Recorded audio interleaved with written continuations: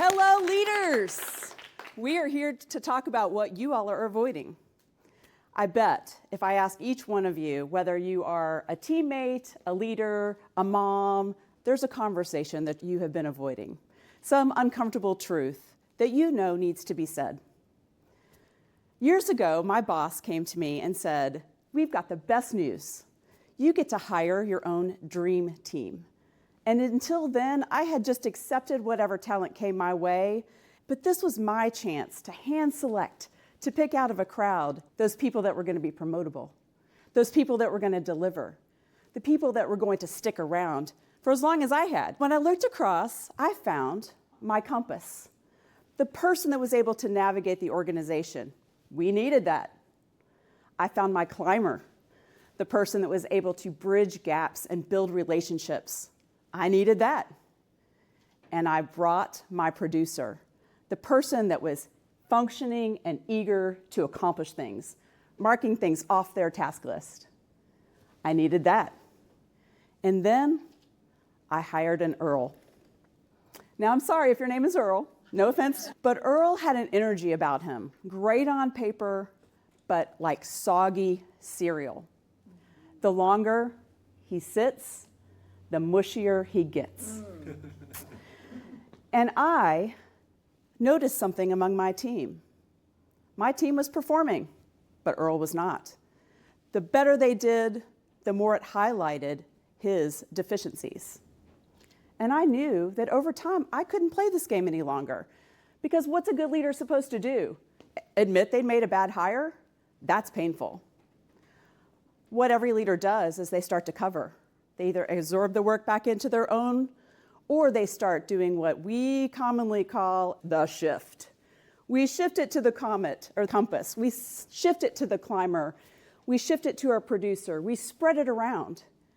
And we divert work around rather than through the Earls. My team was beginning to notice. They were calling me on it. They were reducing their productivity also. And I realized that if my manager came to say, "How is this investment in your team going, Tiffany?" I couldn't justify Earl's salary. I'd want to divvy it up among the people that were actually doing Earl's work. And that was rather unacceptable, right? But I wanted to be kind. I wanted to be great. I knew that there was no problem that I couldn't handle. I thought about talking to Earl 1,000 times. He kept me up at night.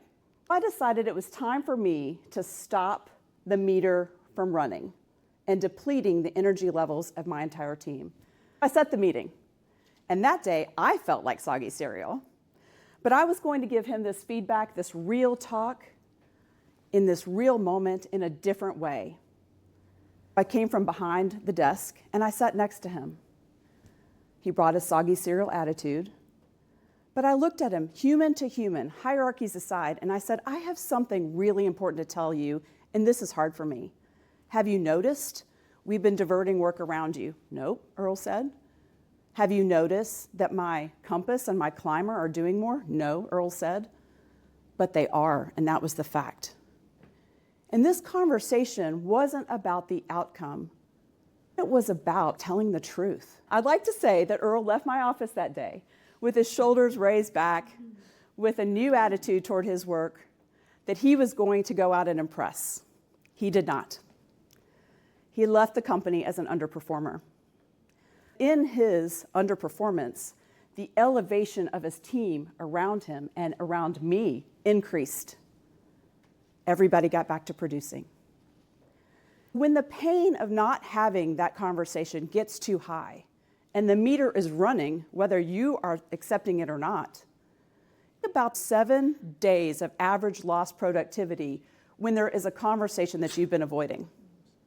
7 days ends up to $7,500 per year, multiplied by the people that are working around your Earls versus through them. This became a framework for my leadership over time. RPRT, or real people with real talk. So when you think about having real talk, it's about what you bring to it. You have realized now the pain of avoidance is actually not kindness at all. Kindness is delivering the truth. Did Earl learn what I wanted him to learn? No. but I did, and I've never forgotten that message. Real people have real talk about real things.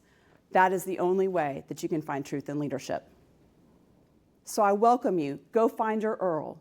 Go find that family member that you need to give the feedback to. And remember, be a real person.